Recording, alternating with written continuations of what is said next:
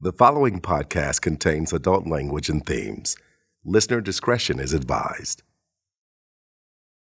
1, 2, 1, 2, 3, 4. Since the very start of season 2, you've often heard me say this. I do believe most of us live somewhere in the middle. Most of us are maybe left of center or right of center, and not just politically, but socially, everything. I believe most of us have far more in common than we are dissimilar. So as we near the end of the season, we wanted to take a temperature from people around the area, throughout the state, across the country, and around the globe. Where do the majority of people stand? Do they want to bridge the divide or widen the expanse? Do all Republicans hate Democrats? Do liberals believe all conservatives are racist or evil? Is humanity doomed? Or is there hope? We ask the questions in our Going There, informal and unofficial Season 2 Census. So put on some comfy walking shoes because we're going out there to the field. I'm your host, Matt, and this is the Going There podcast. And I don't know the last time I felt this way, it's true. By the look in your eyes, I can see that you're on cloud number 9 with me too. Let's take this ride, just you and I. Baby, we can make it through. Cause this is a gift. You better get comfortable, cause now we're going there. Taboo topics are back on the table. Yeah, this is a special episode. Before I talk about what it is that we're doing here today, let's introduce the panel. A very familiar face and voice to my right. Hi, my name is Portia Brenner, and I am the co-producer of the Going There podcast. What else do you do? Get on Matt's nerves. No. That's part of the role of the co-producer. Yeah. I'm also an actor, writer, and casting director. Fantastic. Not a good speaker, but great other things. And the beautiful man to my left, whose voice you've heard many a times. Say it loud, say it proud. I am Joe Cowley, and I am telling you, you're going there. I love it. This is the man. So Joe was on an episode of season 1. Actually, one of the first episodes we recorded. It's true. And his voice has been in every single episode because he is the title guy. And he also helps come up with some creative things. And Joe, you talked about it briefly in your season 1 episode. You're a veteran of the voice acting community. Are you on strike right now?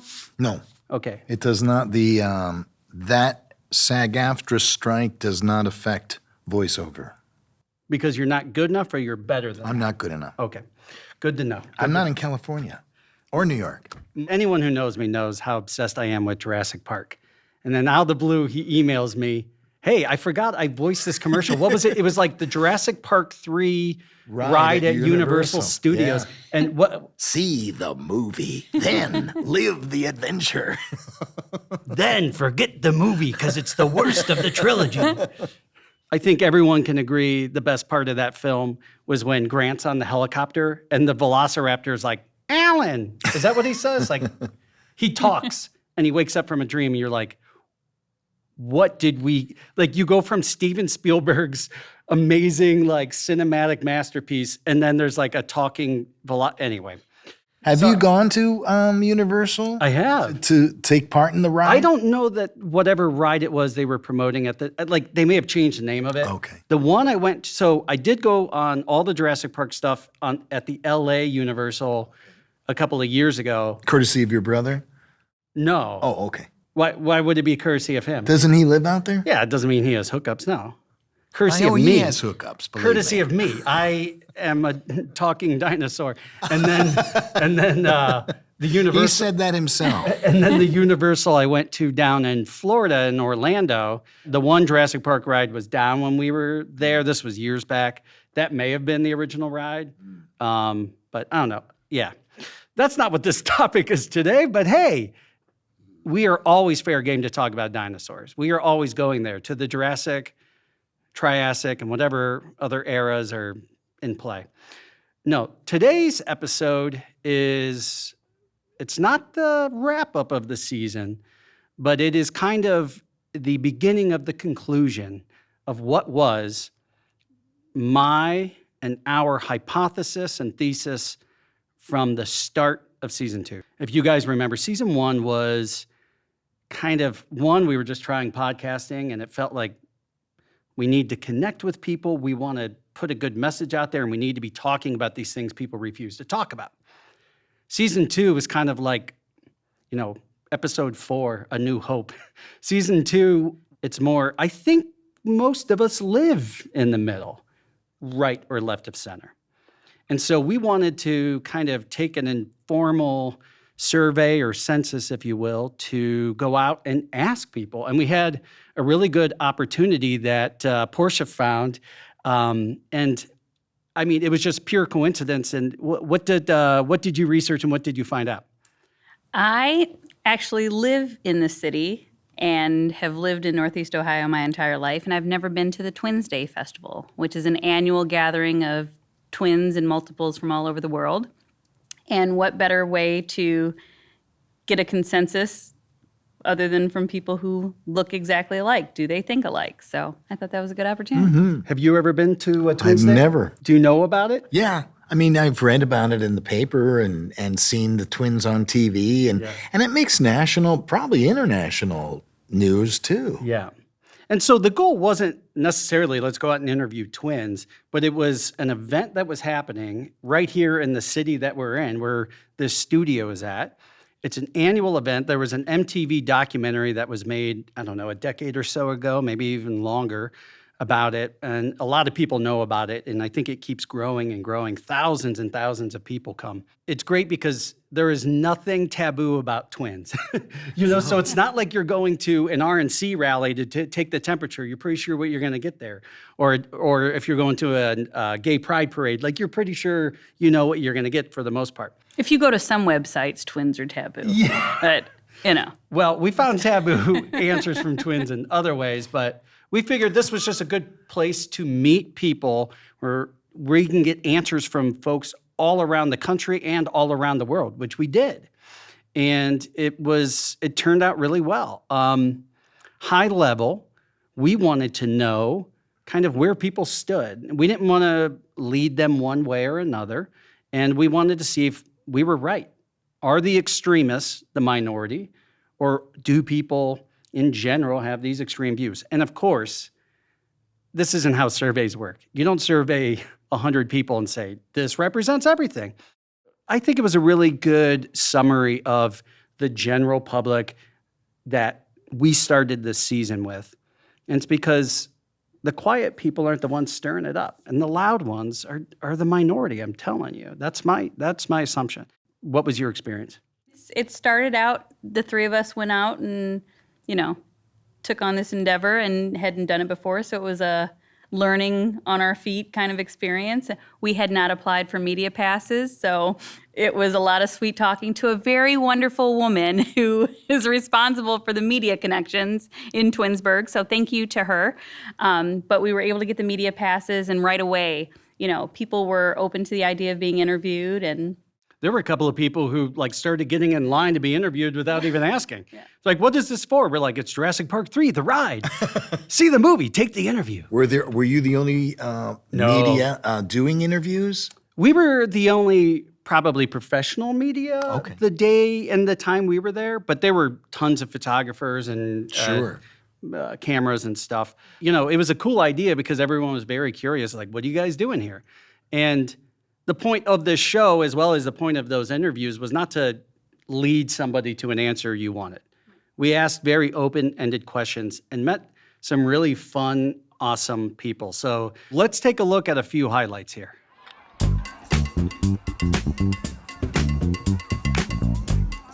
We're here at Twins Days, which is an annual event here in Twinsburg, right down the street from our studio. Twins from all around the country, even all around the world, come here to celebrate being twins. Where do you guys live? Columbus, Ohio. Flint, Michigan. And what are your names? I'm Terrell. Darnell. We're from London, England. And one of you lives here now? I live here. I live in the States now, yeah. I'm here with the Coors Light twins coming all the way from Illinois. Go ahead and give us your names and where you guys are from. I'm Rebecca. And I'm Rachel. And we're from Illinois. I was going to say Moline, Illinois. We have two out-of-sync twins who've been drinking too much of the product. Coors Light, sponsoring this episode. Not really. How much swashbuckling do you do on a given week? Well, you never know what you're going to see on the water. Well, we did capture this Spanish galleon this morning on Lake Erie and then shrank it so I could carry it in the parade. That's fantastic. Where are you guys from? Jupiter, Florida. In Oswego, New York, up on Lake Ontario. I'm from China. My name is Qing, Qing. That means sunny. It means sunny? Yes. I'm from Toledo, Ohio. You're one of several groups of twins in your family. 3 sets my mom had. Oh, this makes it even. I'm so happy that Alaskans are here. You never know what answers Alaskans are going to give. Tim, Sandusky, Ohio. Cedar Point, best place on earth or most annoying tourist spot? Most annoying tourist spot, yes. My name is Del Ray. I'm from Cleveland. A fellow Clevelander. I could tell from his hat. I'm from Farrell, Pennsylvania, and I'm from Grand Rapids, Michigan. Well, thank you so much. Is this your first Twin Days? No, this is our second year. So we're here with believe it or not, an octogenarian who I thought was only 52 years old. And his twin decided he was going to direct from off camera to tell us when our answers are wrong. What's your name? Cyrus. Cyrus, and where do you live right now, Cyrus? Houston, Texas. We have a Houston Texan, and where are you from originally? India. Do you have twin telekinesis? No. Well, yes. Yeah. Yeah. Hold a number behind your back right now. What's the number? Do you want me to guess what she's holding? Yeah. 2. Close. It was 3. Of course it's 2. It's Twin Days. What the hell? We still have fights, but mostly the fights are about women at the end of the day. Yeah, we represent a Super Strong clothing brand. This is our T-shirts, our sunglasses, as well as our hats. And we believe in everybody being super strong in just whatever you do. You know what I mean? So it's mind, body, soul. Just if you're, athletic, if you're, just in the books, it's just being super strong in everything you do, what you live by. It's a lifestyle. You know what I mean? What is the most memorable prank or stunt you've pulled as being twins? I think in 6th grade we switched classes. My teacher was so mean, but hers was so nice. But our senior year of high school, I did one of her math tests for her. Did you ever play the old switcheroo games on the guys and mess with them? Oh, yeah, we did. We definitely did. The guy could tell, though. Yeah. We'd switch in classes all the time, too. Yeah. And our high school teacher who caught us, she had to send out a warning email to all the other teachers saying, "Warning, the twins are switching classes." The royal family bullshit? It's good tourist money, They're lizards. They're lizard people? Okay. I'm going to take your word for it. I saw the ones in the paper that had sequined outfits, gold sequined outfits. I still get a paper, I know. Did you see those? Yeah, so the theme of this year's festival was pirates, I guess. Okay. And it was whatever people want. So you had people dressed up as the baseball team. You had people dressed up as Captain Jack Sparrow. You had a couple of groups of twins that were dressed up as gold, treasure. That must have been what it was. Mermaids. It was two super men and creative. 2 women. Yeah. You just put they together looked 2 like things mermaids. I did not catch on to the Pittsburgh Pirates correlation. I just thought they were from Pittsburgh. And the gold people, I had no idea, but they were, I understand now. Yeah, there was a lot of really creative costumes. And we actually met possibly descendants of Captain Morgan. Let's take a look at that. Are you actually a captain? I am a merchant marine captain, retired from medicine in 40 years. Now I'm a merchant marine captain at the H. Lee Whyte Maritime Museum in Oswego, New York. Henry Morgan is our distant cousin. We're from the same spot in Wales, so both sides of our family. So the chances are we're cousins. I believe everything they're saying is true. Sailor Jerry there too? Yeah, exactly. Yeah. Here's what I'm going to say high level without over-explaining because showing you is much better. Almost all of my assumptions were turned on their head throughout these interviews. Portia would come up to me and say, "Hey, I have somebody. I'm going to let you know, I think what they're going to say is going to be very right-leaning, or this person's going to be very left-leaning." And it wasn't to do anything other than just to make sure that I knew going in not to lead them one way or the other. And I'm telling you, nobody fit the mold we expected them to fit. Yeah, and my goal was to get a variety of voices. I didn't want to pick out anyone, with the hopes of them saying anything in particular. I would Regular approach them and converse? talk to them a little bit. Yeah, and, nice. and just by their, their energy, I would make the assumption. Yeah, good. Pleasantly, I was surprised that I don't think many people fit the mold. There were some extreme views on issues. So let's start with what we asked them and kind of take a temperature at the table of just the three of us right now. And as we're taping this, the most controversial day in Ohio is today. Oh, it is, yeah. Yeah, the timing of all of this has been great. We didn't plan this episode around the issue coming up for election. We weren't planning this around the event of Twins Days. We actually had a very different idea, and this all kind of came together, and it just worked. Joe, what you're mentioning is they're voting on an issue that is very, very divisive about the Constitution of the state of Ohio, and there's not many people who don't have a strong opinion about it. And in spirit of what this episode's about, I'm not going to share my opinion. I just hope everyone went out there and made their voices heard. The first question we asked everybody in general was what they thought America was to them. Joe, if I ask you the question, what is America to you? In the simplest way that you can explain it. Well, I may have a very unique view. To me, America is a portion of humanity. It's a player in the world game. You are not alone in that view, even from the people we spoke with. Let's take a look at some of the answers we got out there in the field. In the fewest words possible, what is America to you? Opportunity if you make it. I'd say freedom and sense of community. I would also say consistency, but we're living in a time where we have increased volatility, and so it's making people question their path and their worth and their value. So we're in an interesting time in America right now. The air, everything is very fresh. When somebody mentions the word America, in the simplest form, what comes to mind? Interesting. That's a nice way of saying bullshit. It's for the shits, I'm sorry. America's for the shits. You heard it here. I think we have a very unique culture. It's not homogenous at all. And I don't think a lot of non-Americans understand that it's super different depending on where you go. I would say non-homogenous. That's the one word I would use to sum up what she said. I agree with that. She summed up my point. It's a first world country. We don't have third world problems as other countries do. So we're pretty blessed as a country. We have running water. Some people, not everybody, but I'm glad that I'm born in America and not anywhere else, really. What's the current status of everything in Flint, Michigan right now? Well, we had the water situation, which, a lot of people are still dealing with. It's still not safe to drink the water. They say it is, but every other week there's a boiling water advisory on TV. As far as our city, we just hope that the powers that be just come together and fix it, And the city was awarded over $600 million, 2 years ago? Maybe 2 years ago. And that money won't be given out probably in another 5 years after all the attorneys and everybody else get paid.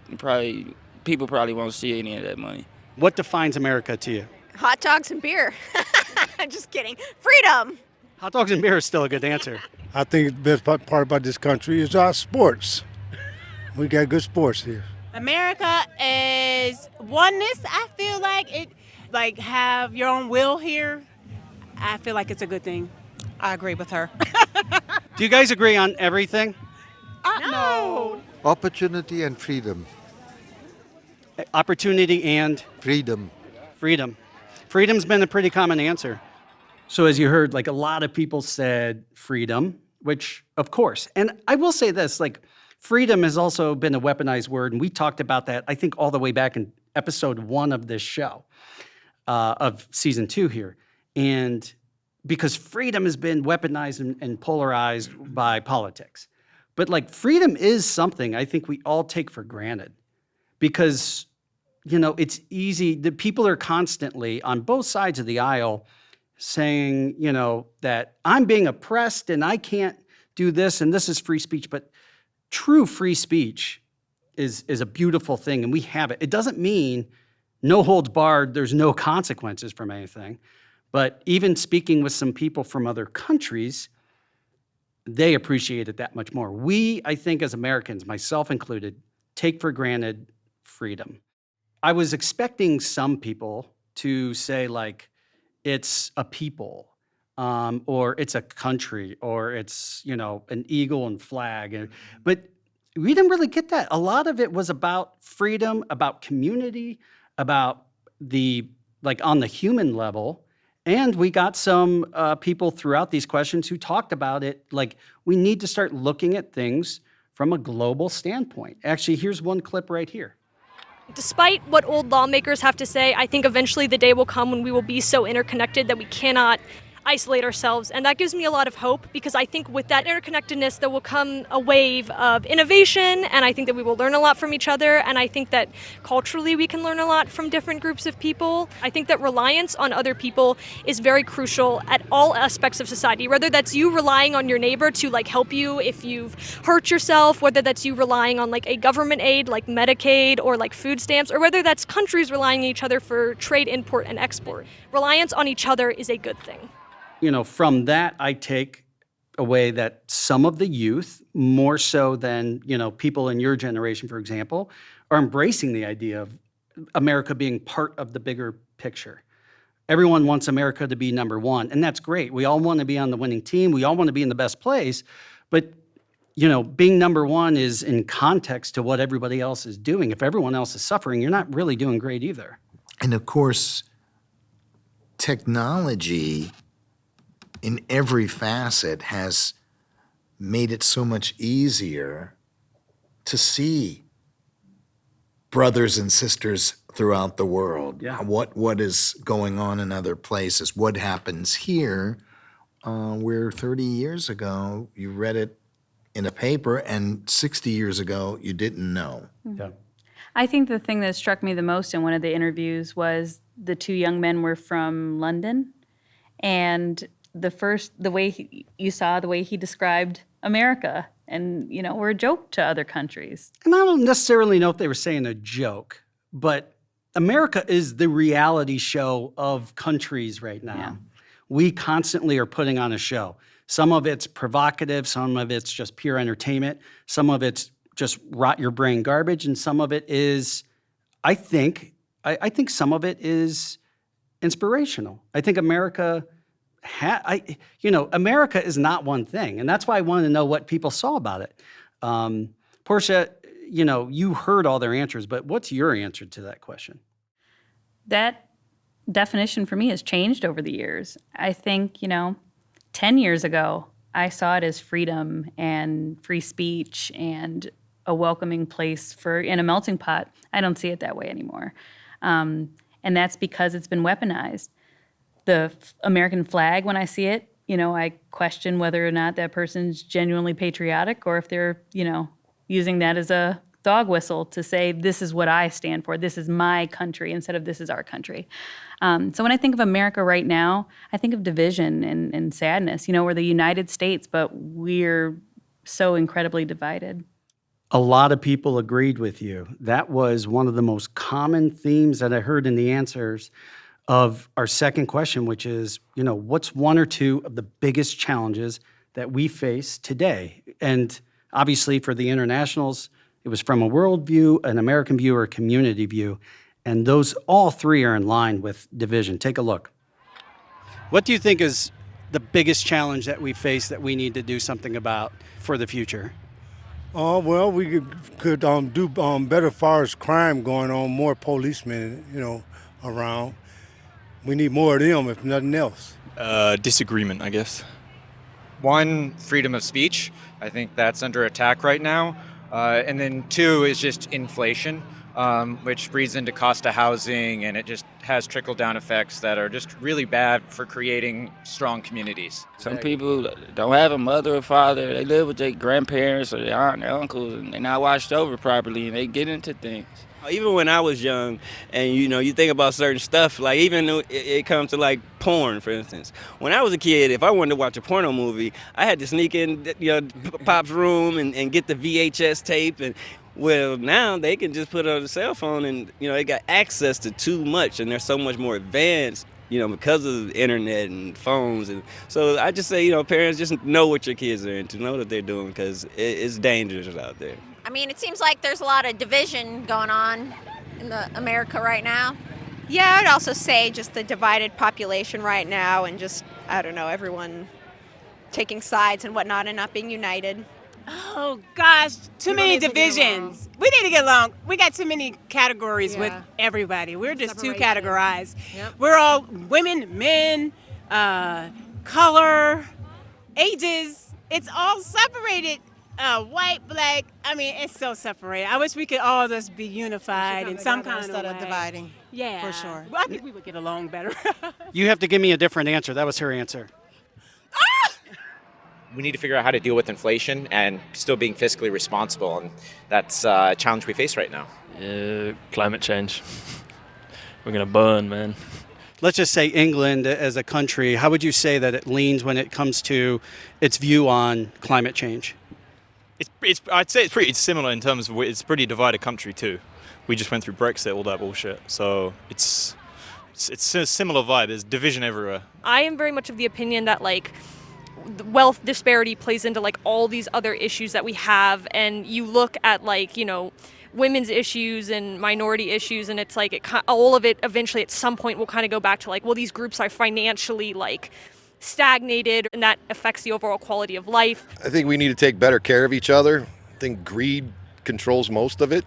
Healthcare sucks. I could go on a lot of things that really kind of need to be looked at in this country.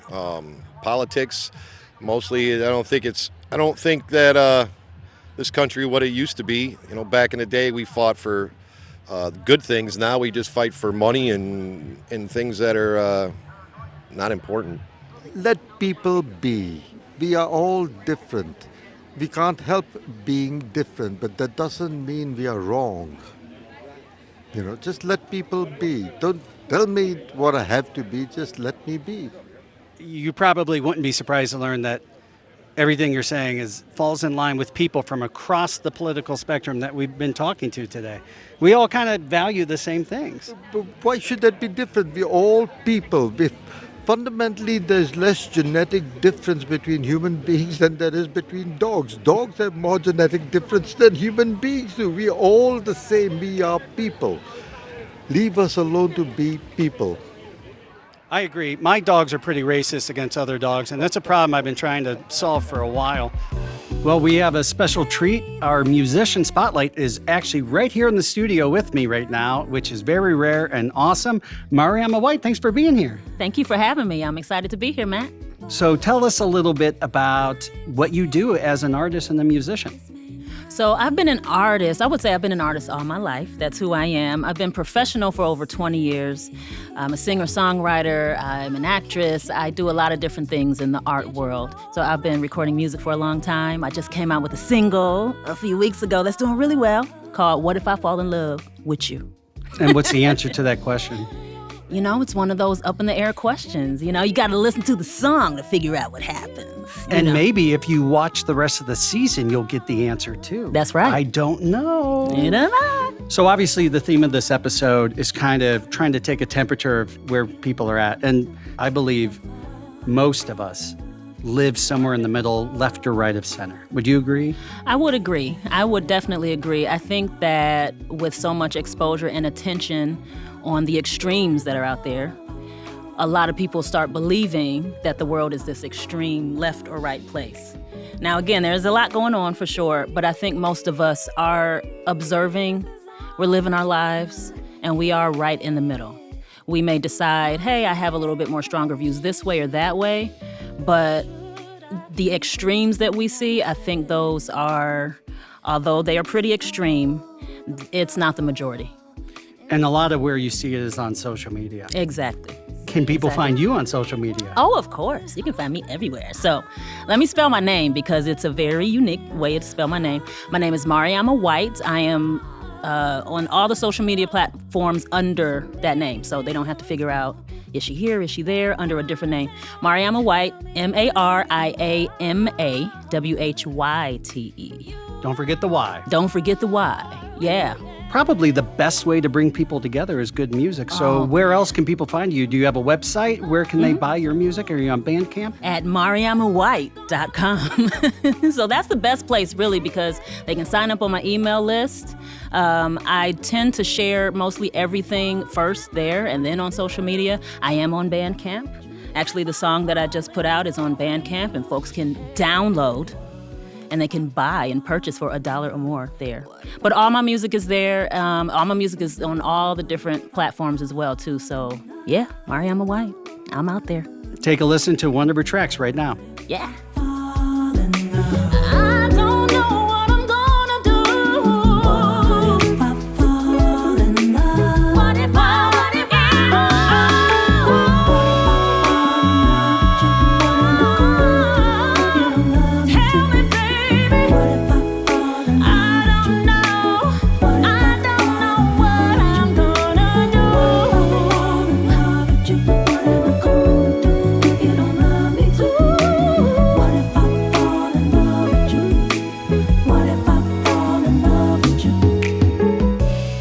Portia, you bring up the phrase United States, and I think it's only of late. I wish I had paid more attention to government when I was in school, because there are days that I think, united? There's states against federal, and honestly, I think sometimes, why doesn't the federal government just do? Yeah. It's the mothership, right? Yeah. Well, think about it. Maybe pay attention, Joseph. Yeah. If you think about it, we're taught about the Constitution and our rights in 3rd grade, 2nd grade, 1st grade, when we could care no less about doing anything other than sniffing glue. You know what I mean? Like, it was paste when I was. Some of us never grew out of that. But you would think that they would want you to be older and more mature to be able to absorb those concepts. And then we wonder why democracy is what it is today. Or is it that we're paying more attention now when we hear state legislators arguing against federal jurisdictions and things of that? I'm like, did I not pay attention? I think it's symbiotic. I think the fact that the information is more easily attainable also feeds into the actions that create more of that divisiveness, and it keeps going in a circle. That's my opinion. And I don't know about you guys, but the more and more information that's available and the more and more, should I say, abrasive opinions I see and listen to, the more and more I turn off from most of those sources. I could care less right now about whether streaming or cable is the better way to go, or because I don't watch. I don't need another stressor in my life. And that's across the board. I am vocal about the fact that I certainly lean left. I don't want to hear news from just left-leaning sources, because that's not news. They are covering things, even if they are covering let's say, an event or a topic objectively, they're still picking and choosing what they're covering. And then when they want to be sensational, they're like, let's see what Trump's doing over there today. And it's no different than when people on the far right are screaming like, what's Hillary doing? Like, where's her emails today? Where's Obama? He's surfing shirtless. What a bastard. Give me the facts. Please just give me the facts. Can it be any other way when there's so many sources of information? How are they going to make money? Free press. Right. Well, unless there's a free press, and I mean free press in the sense of unless there is some kind of media, like public radio is a dying thing. You know that. You've been in that business for a long time. There is no more like, you don't want it to be government run, but you want an independent thing that is of the service to the people. As long as journalism is a business, it will always be for profit. It will always go after sensationalism, and it will always do clickbait.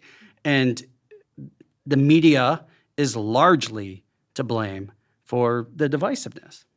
Absolutely. And I don't mean all media, us especially, but I don't mean all media.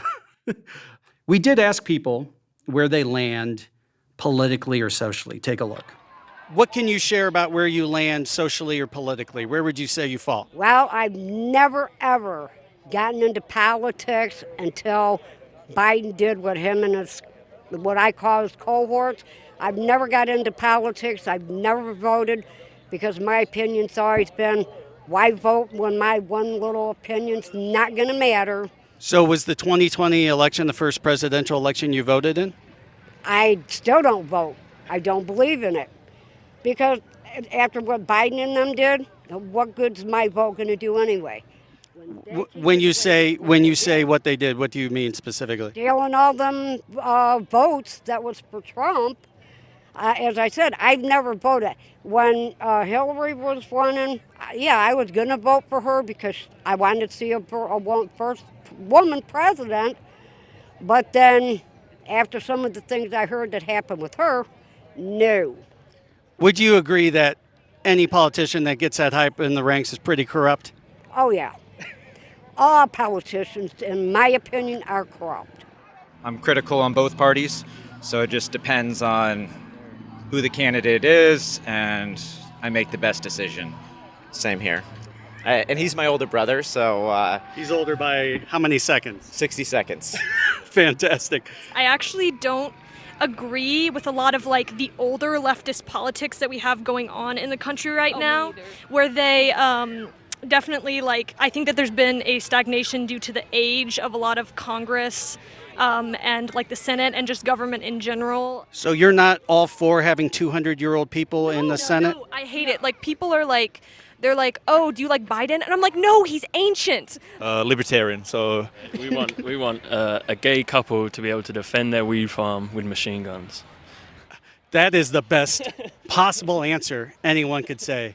I vote, I do vote, but those people are going to do what they want to do. I put my vote on whatever I believe in and hope it counts. Yeah, I don't see nothing ever really change as far as politics. It's just different people saying the same thing, but nothing really changes. I never understood that, and I really don't understand Democrat, Republican, and what's the other third one? Independent? They don't really have a third one yet. I've never understood it, and I still don't understand it. Where would you say you fall on the spectrum socially, politically, any of that? I don't fall anywhere. I fall in my own area. I don't care what people really, Republican, Democrat, whatever the hell you want to be. It's all really, like I said, it's not the same as it used to be. I mean, it makes us divided when we do things like that. It makes us have issues with one another, and I think that's kind of the problem. Once you have two different groups, you're choosing sides, and then you become enemies in some form of way. So it's better just to be kind of united as one and try to help each other out more than anything. While there were some extreme kind of takes on certain things there, nobody was like, oh, I'm a diehard Republican or I'm a diehard Democrat. I think most people were like, nah, I mean, I lean right or I lean left, but it was nice. It was great to see that. That is nice. That has been our hypothesis since the very first taping of this show over a year ago, or right about 1 year ago today. That was so nice to finally get that seen and heard in action. And people were very polite, and no one was like, why are you asking me that? People weren't being jerks, but they also weren't pounding their chest, being like, it. Yeah. It was definitely a pleasant surprise because I would have guessed that just being asked some of those questions would have ignited something in some of the interviewees, and it didn't. It's a nice environment to bring it up in, too, because everyone's there to enjoy themselves. Sure. If you're at a political event, for example, different story. And you're going to ask people, but my point is, it's not like we were going, oh, people are going to be more friendly and not try to be divisive.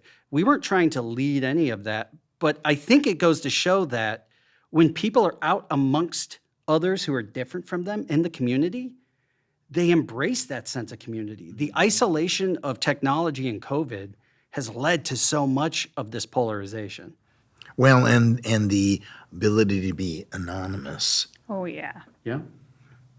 I'd be interested to kind of go back a few minutes in hearing what these British or London twins said that kind of make us feel we're the laughing stock.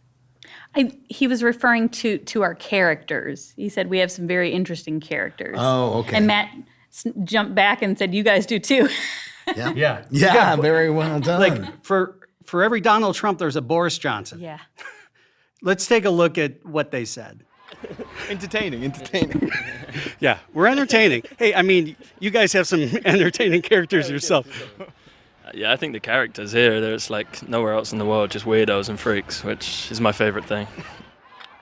You see, they weren't twins. They were just one guy who had moved over here and one who was visiting and just decided to take part of that festival. I think they were trying to pick up twins, to be honest. But they had a good sense of humor. It's not a bad strategy. Yeah. No. Now, this was probably the most leading of questions that we had, which was I asked each person what they admire about people who think or vote differently than them.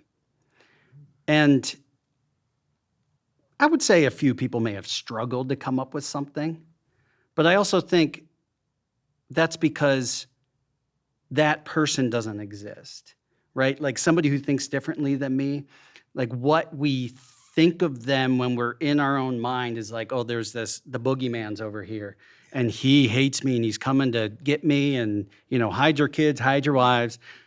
But I think, especially when you're out amongst a community, you're like, all these people are like me. And that was kind of a beautiful thing. But we did get some different answers, but I think there seemed to be this embracing of different ideologies of people and the sense of let people live their lives. I don't want them to tell me how to live mine, and I don't want to tell them how to live theirs. It's not saying you stay over in your corner and I'll stay in mine. It was them actually saying like, when you're out amongst other people and you're celebrating something, even something as simple as just being a twin, there is this amazing sense of community, of joie de vivre. There you go. Yeah. Gesundheit. Yeah. And by the way, I hate the French. I was really happy none of the French people were there. I'm kidding. I don't hate French people, but they hate me. Let's take a look at some of the answers we got when we asked that question. What's something that you admire about people who might be different than you, who might think differently, vote differently, any of those things? What's something you might admire about them? If they leave me alone to be who I am, that'd be admirable. Yeah, each to their own, Everyone is entitled to what they want to think, as long as it doesn't harm or interfere with anyone's life. That's truly, everyone should just be able to do what they want to do. What's something you admire about those people who think differently than you? Nothing. I'm just kidding. I was waiting for that. Anything that stands out with the people you've met in the country so far? Everyone's nice, man. Everyone's welcoming. And again, I'm a white man, so that probably helps. But I think it's like, yeah, it's not as crazy out there as people make it out to be. You know what I mean? Yeah. It's like people can get along from all walks of life. It's only the extremes on either end that are gonna cause a problem, I think. Do you find where you're at right now in Texas to be kind of tumultuous with the political environment? Are people divisive and at each other's throats? When people become assholes, the world changes for the worse. Agreed. That's why I keep telling Tyler, stop being such an asshole. That's my cameraman. As long as people can respect each other's opinions and not dislike someone because they have a different viewpoint than another person. And I can hear what they're saying. And yes. And if they believe in something and they fight for it, they work, they do be the best at their job and whatever it might be, a host or a cameraman or, whatever you do, just be super strong at it. That's how I look at it. And that's how I admire people. I hang around, a lot of positive people. I try to include myself around a lot of positive people. I mean, that's how we learn inevitably at the end of the day. I love when people come to visit and they have dietary restrictions because it forces me to cook in a different manner than it forces me outside of my comfort zone. And so same thing applies to politics. Anybody that has a different view is one way we can grow and expand our current knowledge and also be accepting of other people. We like to consider ourselves entrepreneurs, and I think passion is a good word that describes entrepreneurs, and that's also can be applied in this situation, whereas individuals have passion. They have a passion for a reason, and if we can figure out how to embrace that, it's going to make the world a better place. Portia, what do you admire about people who might not line up with your ideologies, your social or political views? If nothing else, the fact that they are willing to, stand their ground for their beliefs. I find that people who are very firm in what they believe aren't easily I don't like when someone's opinion changes just because who they're in the room with. I Right. respect the fact that they don't switch coats just because I express my beliefs. So I admire that. Yeah. Joe, same question. I find that the people who I admire of differing thoughts, direction, are those that sit down and have a conversation about it.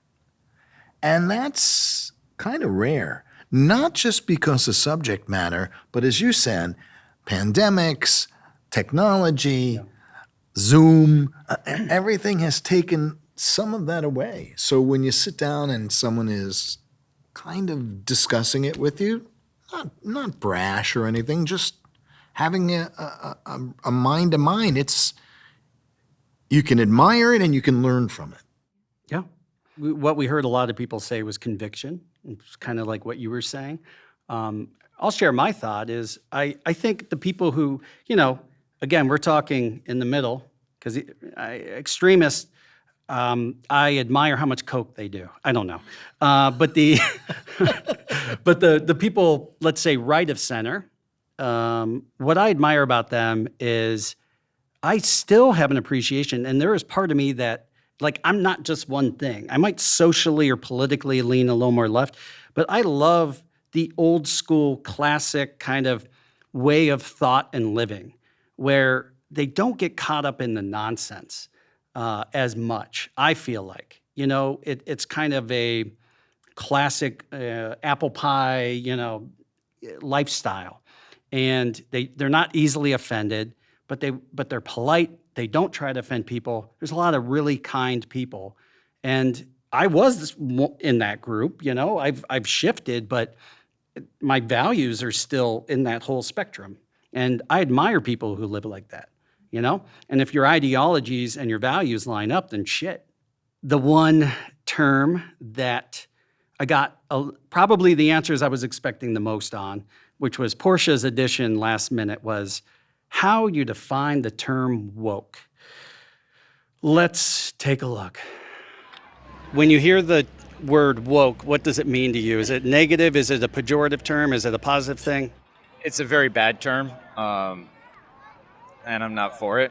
It's more closed-minded than I think people think, because if like a super woke person is more likely to judge someone if they don't have the same exact beliefs as them, I think like woke, to me, it's a buzzword. It gets clicks on your video. Like if you put the word woke, you're going to get clicks. Never heard of it. To me, it would be waking up in the morning or in the evening, whenever you wake up from your sleep. I mean, I woke up this morning. That's a cool thing I can, and that's a blessing that I woke up, actually. I think that's what everybody should just be blessed about. Not woke about what they come to realize, but waking up or being woke up is a blessing. How it's being used as a movement to create change promotes more conflict, potentially. Yeah, more conflict than actually solutions that are better for everyone. The word woke has been very sensationalized, and I think that a lot of times it's used to just apply to a big group of people, like, oh, well, they are just part of like an agenda. Like a lot of times I hear it like the woke agenda or like the leftist agenda, where it's like, I think it's a lot of times used as like a labeler to dismiss people and leftist political ideas. Well, being woke for me, is just being enlightened as far as what's going on around us. You got to be knowing what's going on in your community. You got to know what's going on in the world. You got to know what to vote for. You can just change the word to something else. Like, I'm tired of hearing woke. So tell people they're super strong. That's what I would say. They're super strong. I'm super strong. I'm not woke. I'm super strong. Well, that's what we're going to be. Well, do you guys have a website? Yeah. Right now we're going to be at superstrongbrand.com. And you can also reach us on Instagram at superstronglcc. LLC. And my Darnell Twin Jones on Facebook and Darnell Jones 613 on Instagram. When you hear the word woke, what do you think? I thought of this since you asked, and I am a dud. I don't know what woke is because when I hear it, it's in reference to so many different things. It's this universal adjective, and I'm like, what does that mean? Yeah. Portia, what are your thoughts on it? It drives me insane. I hate when someone says someone is woke because, like Joe just said, you have some people say that they're woke, which means they're conscientious and aware of what's going on. But then you have it, weaponized by certain parties to say they're woke, so they're terrible. It's. But what? Yes, there's that aura, but what is it? So a figment of their imagination. I think it was a young, hip term. I actually think it came from the Black community first. All the good terms come from the Black community, and then white people ruin them. I love that I represent the entire Black community. He's like the Black community. Yeah, woke was a term that just meant like you were aware, you were enlightened, you were conscious of what was going on. Essentially, the polar opposite of cognitive dissonance. Cognitive dissonance means the world's great, I live in my bubble, I don't give a shit what you do. Woke is like, there's some racial disparities here, there's this. It's been weaponized by both sides because the left, the extreme left is doing things that are getting classified as woke that I think are misrepresented of what the word originally meant, where they're like, everything's offensive to everybody. Honestly, I would not have known that was the origin. Yeah. And then the right took it and weaponized it. Because I see it as a negative adjective, and what you just described is a positive. Because it's both and it's neither. Not. Yeah, maybe not. Maybe it's just because the a left has descriptor. weaponized it too. Because by saying that they're woke, they're insinuating that the other side is, asleep. I guess is the opposite. Yes. Deadbeat. Yeah. So and unaware. Yeah. My favorite. They're just higher class insulters. They insult on a higher level. Well, and you hear that to some degree because if they don't call it woke, often it's the elites.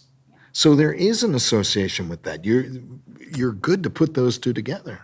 It just is a term that actually no longer has meaning because we've muddied it so much. Well, good. Then I don't feel bad for not knowing exactly what No, it actually, means. we talked to somebody who essentially had the same point of view that you did, but he knew a little bit more of the history. And this was one of my favorite people that we talked to the whole day. And he was a great surprise because of where he lived in Ohio is, I think, more of a red area. It's more right-leaning. And I was actually expecting and hoping he was going to be like, these hippie liberal assholes. He maybe had the best answer to that question. Let's take a look here. What does that mean to you? Is it good or bad? Is it a joke? Is it a straw man? What would you say? I think everybody has their different opinions of woke. I think it depends on what you think is woke. Some people think it's woke when it comes to politics or, church or whatever it may be. I guess it just depends on what you're talking to me about woke is. Then I would have my opinion on it because it can mean so many different things. I agreed so much that I hurt my neck. I'm like, because he was great. The guy was fantastic. Where was he from? Sandusky. Oh, because of Cedar Point? Yeah. Because he said he lived, Before you go on, do any of you use the term woke in conversation? No.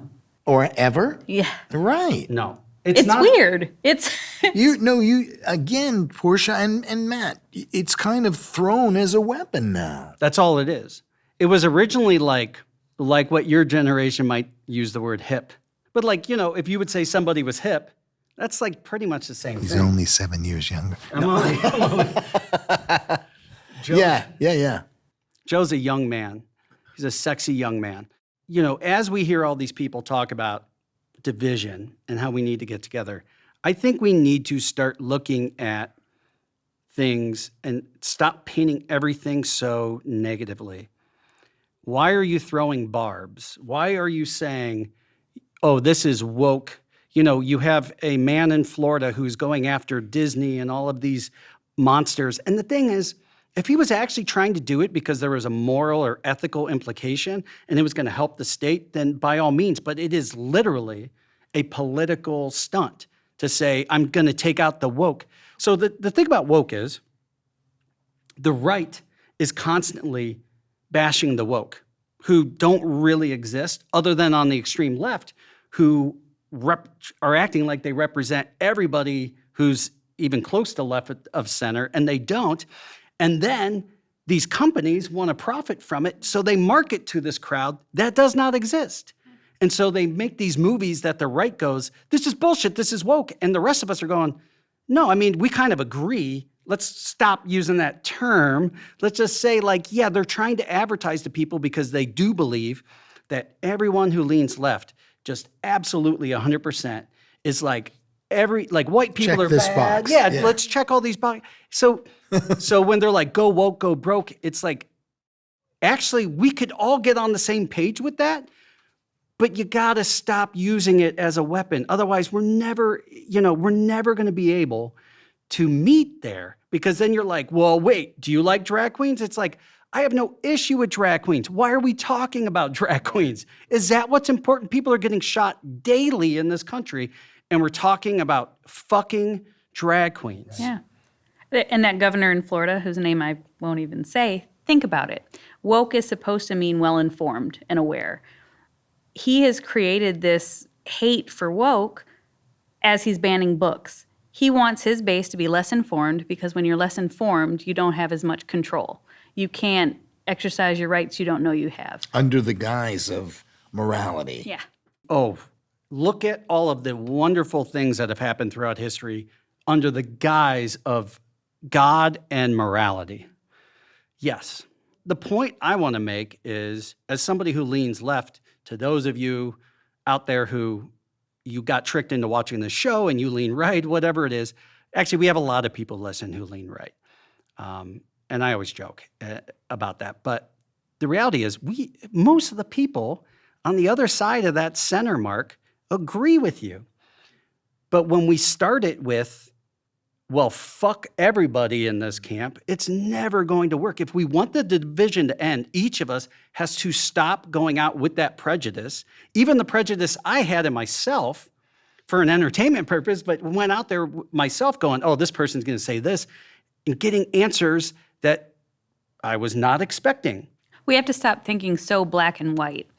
So few people realize that there are gray areas to everything.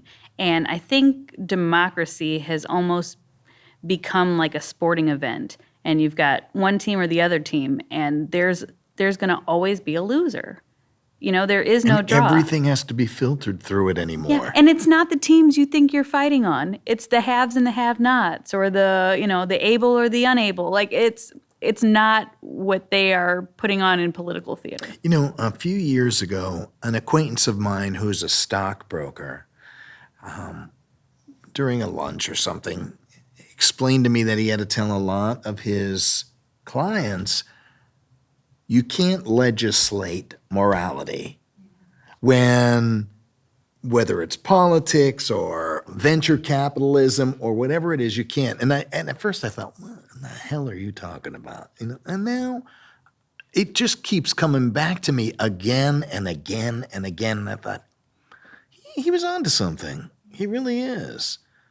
You can keep it, but you can't force it. You can't legislate it. Not just that, but one person's morality isn't everyone's That's correct, morality. yeah. And that's what the idea of separation of church and state were all founded on. And I don't think a lot of people understand where that came from. And there's a lot of people trying to tear it down. And they're like, our founding fathers didn't want that. It was one of the founding fathers who wrote the letter about the first time it was ever quoted about the separation of church and state and why that wall between the two was so important.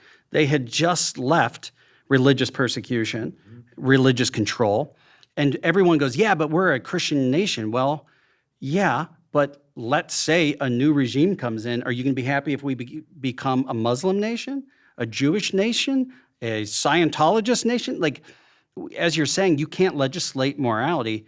More than that, morality is supposed to be the balance to everything that the country is. Because the country's all these great things, but it's up to the will of the people. Capitalism, whenever there is a profit to be had, human life and value will always come underneath. The dollar will always win out. So you cannot say capitalism is God's way. There's a person who has a sign in the yard down the road. Socialism is against God and country. If you don't agree with socialism, that's great. To say it's against God is finances are morally neutral. It's what people do with the money. And capitalism time after time after time has made people do immoral things. The Ford Pinto was killing people. You guys know this story. I don't. Do you not know this? I feel like I've said this on the show. The Ford Pinto was known to have issues, and it was like exploding on impact and killing people. The Ford company went to their lawyers, did the math, and the lawyers said, we'll actually lose more money if we do a recall than if we just get sued by all the people who are injured or killed from it. So as the most capitalist view that you can possibly take on an action, human life came well below. Instead of warning people that, hey, this is a problem, we're going to do a recall. And our country wasn't prepared for that. We were still, in that unknown time of how capitalism and consumerism and all this stuff was working. And it was like, can you try a corporation as a criminal? And so that's my point. That's what will happen every time. And you have some of the most capitalist, right-leaning Republican people from this country and others who admit healthcare, as long as it is done as a free market system, it will never work. Because the whole point of healthcare is to value the person. And capitalism will always go for the dollar. Trickle-down economics do not work. Reaganomics did not work. There's points of it that did, for sure. Like, I'll sit here and say, my point is, if you're on the right and you're hearing someone on the left talking about free healthcare, because good healthcare is something we all want, don't immediately assume they're a socialist and they're a Marxist and they're trying to dismantle the government that you love and care about. We all care about the freedom and all of the liberties that we have. I think all of us could use a good educated lesson in what is socialism, what is fascism, what is communism, what is capitalism. We could all use education across the board. And so I guess what I would say from my standpoint, and this is not left or right leaning, I've always believed this, anyone trying to block you from accessing information is not your friend. And one of the biggest divisions in our country is race. And we would all be lying to ourselves if we said that color doesn't matter. But it's not black or white or brown, it's green. If we really stepped back and saw, I'm not talking Oscar the Grouch or the green little spaceman or it's a lizard, wait. But no, we're distracted, being pit against each other. But the truth is, it's all about money. You could be whatever color you want. If you don't fall into a certain tax bracket, you matter a lot less than others. So yeah, color's a big problem, but it's the color green. And even if you look and vote differently than me, even if we can't agree on social issues, I still want you to have the same information that I have. I still want you to have access to the healthcare you need. I still want your grandmother to get her insulin. I still want your kids to be fed and educated in school. And I do not think there's many people who are standing there going, I only want all of these things for my team. Mm-hmm. Most of us want the same thing, and we want it for each other too. Can we please find a way to get on the same page? And I don't want to make it sound like I'm saying money is evil. No. I think the people who are governing the money are selfish, and we need to get rid of special interests and lobbyists and things like that. Because as long as people with money decide who gets money, things will never be balanced. It's just how. Yeah. One of the questions that we typically ended with in the survey was, what gives you hope about the future? And let's take a look. Let's go there. What gives you hope for the future? The good in humanity, I think, will show through, hopefully, eventually. The media wants to sort of push it out and divide, but at the end of the day, humans are good. Humans are bad, but they're good as well. There's been like this big AI art boom, and at first I was really depressed about it, but it's like, and then I see like all these artists and like other people supporting artists and like buying artwork and like taking time to like actively be like, oh, I don't like AI art, like that's soulless, like I want the real like art with like the real creatives behind it. Having a vibrant community, it goes back to kind of what you were talking about, is just bringing people together with different ideas, different thoughts, and That's America. Somehow we have to still create value and still build community together at the same time. Yeah, my brothers and sisters, my nieces and nephews, my family, my granddaughter who's supposed to meet me here. I mean, I think there's still some good people out there that that will help bring it all together. I mean, maybe they're just not as outspoken as some of the crazies right now, so everyone's just kind of seeing all the crazy people. But I think there's still a lot of good people that'll help get us through the next couple of years. Yeah, I would agree. Just, people who just want to be united and have everyone united. I think that'll get us through it as well.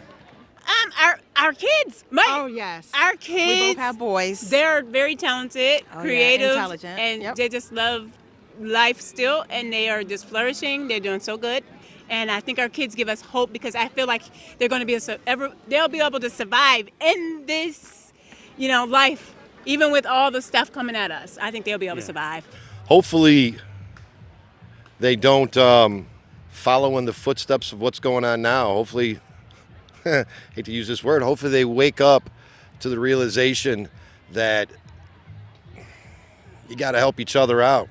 The one thing you said, I think everybody across the aisle agrees, like family is important. We might see family differently, our families might vote differently, think differently, but we all know that we care about the people close to us, and that should be what brings us together. People do. There's people out there who don't give a crap about no one but themselves. Those are called politicians. There you go. The next election will define what hope for the country means. Then ask me that question. We will know in 2024 what hope means. And unfortunately, that means I have to wait for like the 2025 Twins Days to catch up with you. And you will be back for that, correct? 2025 is 2 years away. If I'm still alive, I'll be considering it, okay? All right, we're going to hold you to that. Thank you very much. Take care, my friend. So before we wrap up, what gives you guys hope about the future? I'm sure I've asked this to you many times because we talk about it almost every episode. And that's been my point, is every time we talk about these controversial subjects, they're typically things that we're divided on. But that doesn't mean there's no hope. It just means we got to fix it. What gives you hope? That there is intelligent life out there somewhere. No.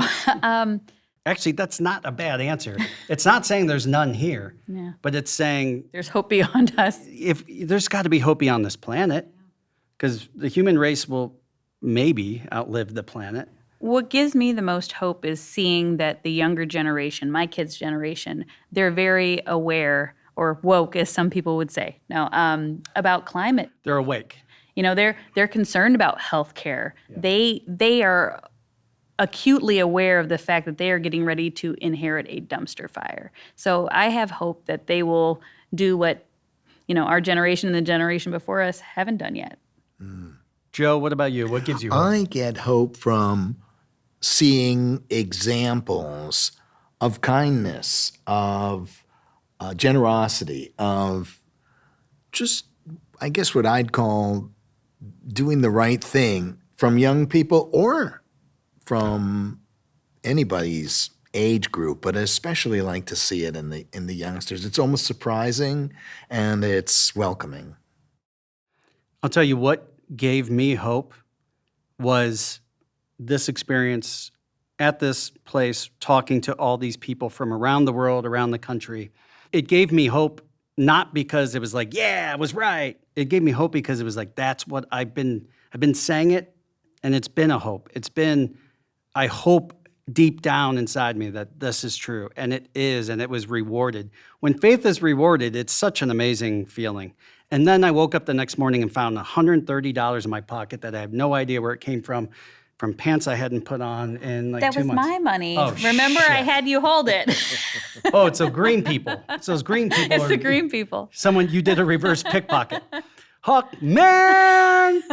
Well, we're going to go out and show a nice little montage of some of the other stuff that we haven't covered, but what gives me hope is you being a nice friend and subscribing and going to thegoingtherepodcast.com, checking out all of our socials and interacting with us. Give us your feedback. Tell us what your answers to these questions are. And in the meantime, do something to connect with somebody you wouldn't normally connect with. You might just be pleasantly surprised. We'll see you next time. A Ted Lasso, bullshit or a good show? Never seen it. I watched 2 episodes. So. Called it utter rubbish. Rubbish. Bullshit. Anything you could probably think of 2 twins doing, we probably did. Cops, arrests. I had a warrant one time. I got stopped by the police and he didn't, and didn't have a license or nothing. So I just gave him his name and they looked him up and everything came back cool. They pictured it and let me go. Did you guys buy these at Dan Flash's?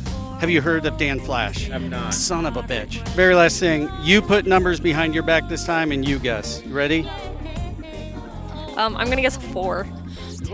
Come on. These aren't real twins. This was a sham.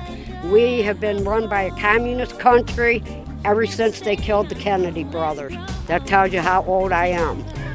On a scale from 1 to 10, how awesome do you think I am? I don't live with you, so I couldn't tell you, but I think what you're doing is, it's important to ask people questions, find out where they're at, maybe give them something to think about. Is there any TV show that you are binging right now that you are just hooked on? I just refinished watching Suits. Has anyone ever said you kind of resemble Meghan Markle? Yes, I have gotten that. I have gotten that too. Do you know how to say hello? I don't know how to say it. 您好. Ni hao? Yes, great. Ni hao. Shishi. Oh, you know 谢谢. Yes, thank you. Shishi. I love Manifest. Oh, that is the bomb. You have to watch the whole thing. I mean, from beginning to end. It's awesome. Manifest? It's totally awesome. But I watch a lot of TV. I like All American. All American. Yeah, it's on Netflix. Oh, okay, yeah. It's my favorite show ever.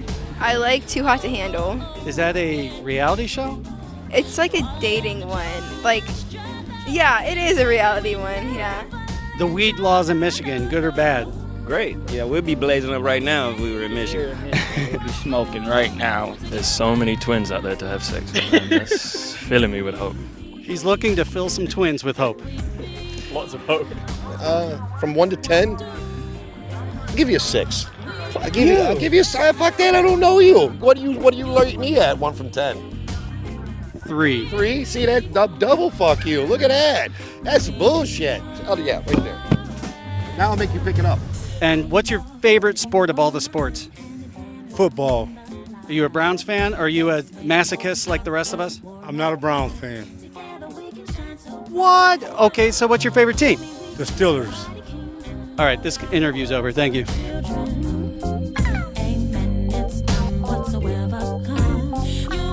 Find me at mariamawhyte.com, MariamaWhyte,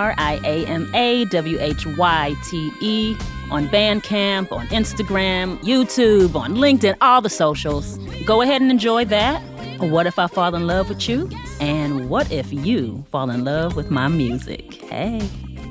This podcast is made possible by its hosts and Frame One Media in association with Joe Cali and Bobby Thomas.